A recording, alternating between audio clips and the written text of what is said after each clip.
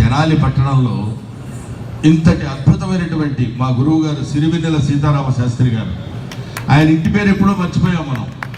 సీతారామ శాస్త్రి గారు అందరూ కూడా మర్చిపోయాం. సిరివెన్నెల మామూలు వెన్నెల కాదు, అది ఏదో వెన్నెల వస్తుంది పోతుంది. సిరివెన్నెల, సిరివెన్నెల సీతారామ శాస్త్రి గారు నిజంగా వెండితెరకి సిరివెన్నెల. ఆయనకి సన్మానం జరుగుతుందంటే నాకు ఎంతో ఆనందం వేసింది, ముచ్చటేసింది. అది తెనాలి పట్టణ ప్రముఖులు చేస్తేనే బాగుంటుంది, తెనాలి పట్టణం వాస్తవ్యులు చేస్తేనే బాగుంటుంది. ఎందుకంటే కళని సత్కరిస్తుంటుంది కదా అని అభిప్రాయం. అటువంటి సీతారామ శాస్త్రి గారు, ఏమిటి సీతారామ శాస్త్రి మామూలు వాడా? ఆది భిక్షువు వాడిని ఏమి అడిగేది అన్నాడు. భాషని భాషారహితమైనటువంటి భాషా శూన్యులైనటువంటి ప్రేక్షకులకి భాష అర్థం కాకపోయినా చాలా బాగా రాశాడరా అనిపించినటువంటి ఏకైక కవి సిరివెన్నెల సీతారామ. విరించి అనే పదానికి అర్థం ఎంతమందికి తెలుసు? విరించినై అన్నాడు. ఆ పాట కొన్ని కోట్లాది మంది అలా నోళ్ల మీద పాడుకుంటూనే ఉన్నట్టు చేయగలిగినటువంటి శబ్ద గాంభీర్యుడు సిరివెన్నెల సీతారామ శాస్త్రి. అటువంటి వాడికి సన్మానం జరుగుతుందంటే మనం ఏదో రోడ్ల మీద కష్టపడి వచ్చాం, ఒళ్ళంతా హోరమైపోయింది అనుకోవడం అంతటి మూర్ఖత్వం ఇంకొకట్లేదు.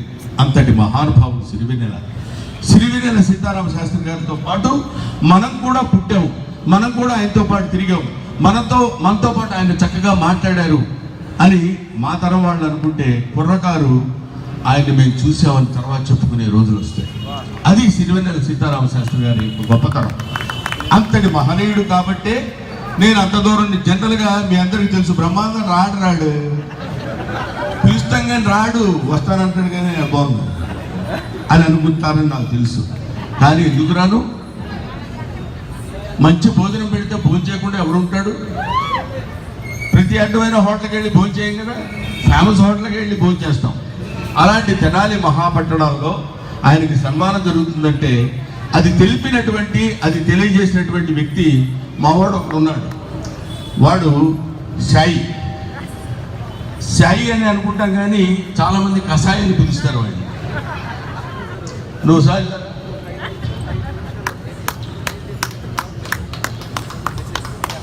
పావుగంట పట్టింది ఏంటి అక్కడి నుంచి ఇక్కడ నడవడానికి. వీడు 22 సినిమాల్లో యాక్ట్ చేశాడు. ఇంకో 3 సినిమాల్లో చేస్తే సన్మానం చేసుకుంటాను అన్నయ్య నేను కూడా అంటున్నాడు వాడు. మరి ఇలాంటి సన్మానాలకి నేనేం రాగలను చెప్పండి. సో అది సిరివెన్నెల సీతారామ శాస్త్రి గారి గురించి ఇంకా ఎన్ని గంటలైనా మనం మాట్లాడుకోవచ్చు.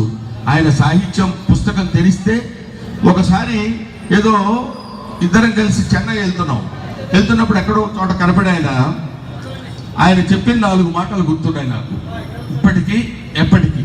ఎందుకంటే 30 సంవత్సరాల క్రితం 28 సంవత్సరాల క్రితం రుద్రమేణ అనే సినిమా చేస్తున్నప్పుడు నేను కె బాలచంద్ర గారి దగ్గర కలుసుకున్నాం.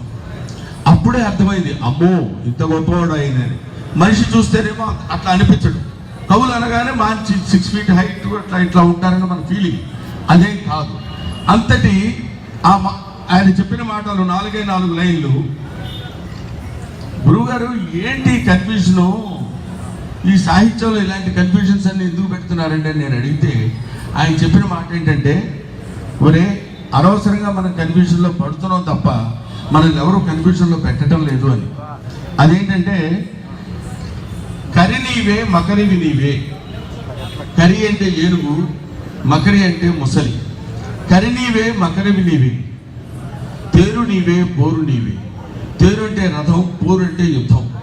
రథానివి నీవే, యుద్ధానివి నీవే. ప్రశ్న నీవే, సమాధానం నీవే. You are the question and you are the answer. కృష్ణుడు నీవే, అర్జునుడు నువ్వేరా అన్నాడు. అది ఆయన అన్నమాట, నేను అన్నది కాదు. ఇది బహుశా 15-20 సంవత్సరాల క్రితం ఊరికే ఎయిర్పోర్ట్లో ఆయన అలవోకగా చెప్పినటువంటి మాట. అది నాకు ఇప్పటి వరకు గుర్తుందంటే ఆ మాటలో ఉన్నటువంటి డెన్సిటీ, సాంద్రత అలాంటిది. అంతటి మహాకవికి ఇక్కడ తెనాలి పట్టణ వాస్తవులు సన్మానం చేయటం అంటే అది తెనాలి పట్టణ వాస్తవులు ఆయనకి సన్మానం చేయటం కాదు, ఆయనకి సన్మానం చేయడం ద్వారా మీరు సన్మానాన్ని పొందారు. ఒకటి Please subscribe. Please do subscribe. Please subscribe. Please subscribe. Please subscribe to our YouTube channel.